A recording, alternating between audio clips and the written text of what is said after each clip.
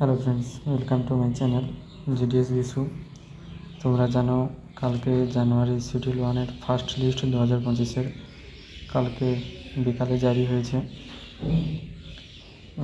তো যারা সিলেক্ট হয়েছে তোমরা 7/4/2025-এর মধ্যে গিয়ে ফার্স্ট রিভিউটা করিয়ে নেবে, নাহলে তোমাদের নাম রিজেক্ট হয়ে যেতে পারে। আর বলবো সেকেন্ড লিস্ট কবে আসবে এবং সেকেন্ড লিস্টের কাট অফ কত যেতে পারে অ্যানালাইসিস করে বলবো। তোমরা যারা ভাবছো যে 90+ বা 90 লো আছে, তাদের নাম আসেনি, তাদের বলবো যে তোমরা চিন্তা করো না।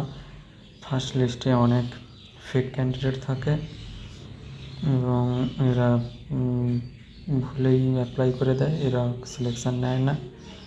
তাই সেকেন্ড লিস্ট থার্ড লিস্টে অনেক কাট অফ কম যাবে, এগুলো দেখে ভয় পেও না। তোমরা সবগুলোর লিস্ট অবধি অপেক্ষা করো। এই যে এখানে আমি আজকে আসাম সার্কেলটাই খুলেছি। আসাম সার্কেলে এই যে যেটা আছে UR 100%, এটা তো ফেক ক্যান্ডিডেটই আছে। AWS 98, এটাও ফেক ক্যান্ডিডেট আছে।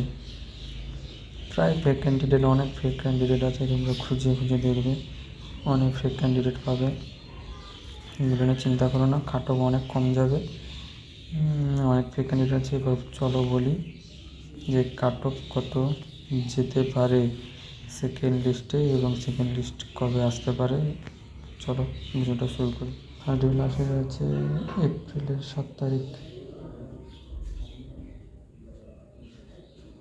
এবার সেকেন্ড লিস্ট আসতে পারে প্রায় 14 থেকে 21 এপ্রিলের মধ্যে। তো সেকেন্ড লিস্ট তোমরা দেখতে পাবে 14 থেকে 21 এপ্রিলের মধ্যে। চলো এবার বলি সেকেন্ড লিস্টের কাট অফ কত যেতে পারে।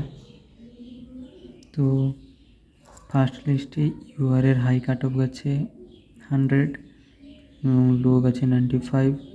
এরকম OBCর 100 লো গেছে 94.71, SCর 95 লো 94.14, ST 93 লো 84.16, EWS 98 আর লো গেছে 93। এবার বলছি এক্সপেক্টেড কাট অফ থাকতে পারে সেকেন্ড লিস্টের জন্য।